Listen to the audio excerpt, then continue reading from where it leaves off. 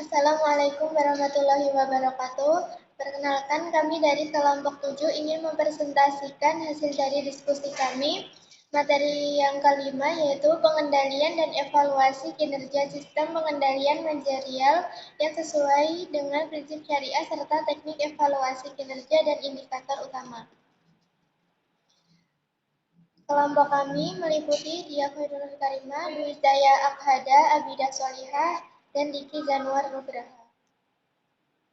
Pendahuluan pengendalian dan evaluasi kinerja sistem pengendalian material yang sesuai dengan prinsip syariah bertujuan untuk memastikan bahwa proses pengelolaan organisasi berjalan sesuai dengan hukum dan nilai-nilai syariah, sekaligus mencapai tujuan-tujuan manajemen.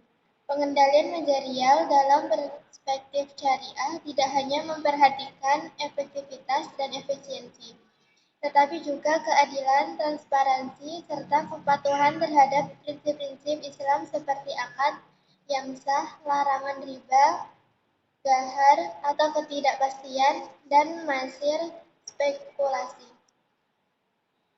Pengendalian manajerial sesuai prinsip syariah dibagi menjadi 4.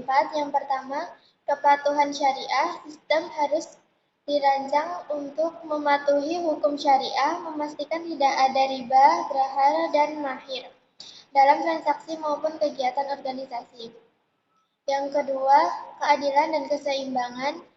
Semua keputusan manajerial harus mempertimbangkan keadilan bagi seluruh pihak yang terlibat, baik internal maupun eksternal, sesuai dengan konsep ad dalam Islam. Yang ketiga, amanah dan transparansi, yaitu pengelolaan harus dilakukan dengan integritas serta memberikan transparansi kepada stakeholder tentang proses dan hasil manajemen. Yang keempat, nilai spiritual dan moral, yaitu organisasi diharapkan mengintegrasikan nilai-nilai moral dan spiritual Islam dalam pengambilan keputusan dan dalam mengelola sumber daya. Teknik evaluasi kinerja. Evaluasi kinerja dalam manajemen syariah melibatkan beberapa teknik yang umum digunakan dalam evaluasi manajemen konvensional namun dengan penyesuaian prinsip syariah. Teknik evaluasi yang digunakan bisa mencakup pertama, balance scorecard atau BSC dapat dimodifikasi untuk memasukkan perspektif kepatuhan syariah selain fokus pada kinerja keuangan, pelanggan, proses internal, serta pembelajaran dan pertumbuhan. Teknik evaluasi kinerja. 2. Key Performance Indicator (KPI), indikator yang relevan dengan pencapaian tujuan syariah, misalnya indikator keputusan syariah dan etika selain indikator keuangan dan operasional. 3. Audit syariah, evaluasi yang dilakukan oleh auditor syariah yang memastikan setiap aktivitas organisasi sesuai dengan prinsip-prinsip syariah. 4. Benchmarking, membandingkan kinerja dengan standar syariah yang berlaku atau dengan perusahaan yang menerapkan sistem syariah terbaik. Indikator utama kinerja dalam perspektif syariah, indikator keuangan syariah, keberhasilan dalam mencapai target profitabilitas tanpa melanggar prinsip-prinsip syariah seperti pelanggaran riba. Indikator kepatuhan syariah, persentase transaksi yang mematuhi prinsip syariah, serta frekuensi audit syariah yang menunjukkan hasil positif. Indikator kesejahteraan sosial, Maqasid syariah, kontribusi perusahaan terhadap kesejahteraan sosial, distribusi kekayaan yang adil, dan manfaat bagi masyarakat. Indikator etika dan moral, tingkat integritas dan transparansi yang diimplementasikan dalam pengambilan keputusan dan pengelolaan organisasi. Kesimpulan, dengan demikian, pengendalian dan evaluasi kinerja sistem manajerial syariah harus mencerminkan keseimbangan antara kinerja bisnis dan tanggung jawab moral serta spiritual sesuai prinsip-prinsip Islam. Selanjutnya ada teori kepemimpinan dan motivasi yang relevan dalam konteks organisasi bisnis syariah. Kepemimpinan dan motivasi dalam bisnis syariah memiliki fondasi yang kuat pada prinsip-prinsip Islam yang mengedepankan keadilan, integritas, serta keseimbangan antara pencapaian material dan spiritual. Dalam konteks ini, peran pemimpin tidak hanya sebagai pengarah dan pengambil keputusan, tetapi juga sebagai teladan moral dan spiritual yang harus memperhatikan kesejahteraan seluruh pihak yang terlibat. Selanjutnya ada teori kepemimpinan dalam bisnis syariah. Yang pertama, kepemimpinan berbasis tauhid. Kepemimpinan berbasis tauhid dalam bisnis syariah didasarkan pada prinsip tauhid, yaitu keyakinan kepada suatu Tuhan yang mengatur segala aspek kehidupan. Pemimpin yang beriman kepada Allah Subhanahu wa taala akan menjalankan perannya dengan penuh rasa tanggung jawab, amanah, dan ikhlas. Dalam kepemimpinan berbasis tauhid, pemimpin dipandang sebagai khalifah atau wakil Allah yang bertugas untuk memelihara bumi dan menjalankan organisasi sesuai ajaran Islam. Yang kedua, kepemimpinan servant leadership atau kepemimpinan pelayan. Prinsip kepemimpinan pelayan sejalan dengan ajaran Islam tentang amanah dan ikhlas. Pemimpin dianggap sebagai pelayan bagi bawahannya dan masyarakat luas. Mereka bekerja untuk kesejahteraan orang lain, bukan hanya untuk keuntungan pribadi atau perusahaan.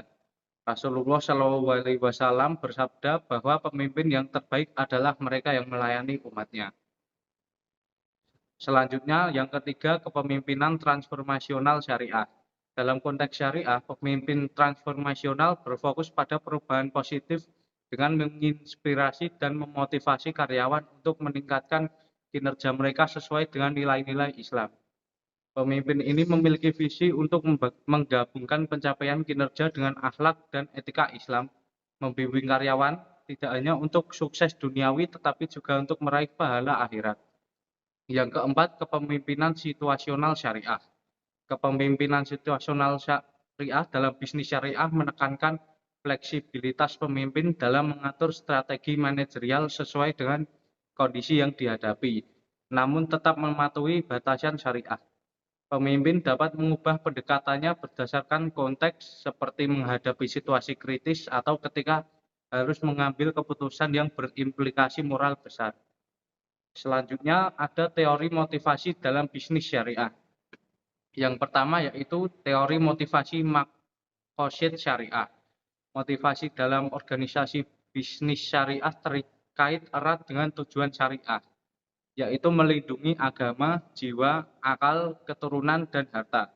Para pemimpin harus mendorong karyawan untuk bekerja, bukan hanya untuk pencapaian keuntungan materi, tetapi juga untuk kesejahteraan spiritual dan moral. Motivasi ini mencakup memberikan penghargaan yang tidak hanya bersifat finansial, tetapi juga spiritual dan emosional.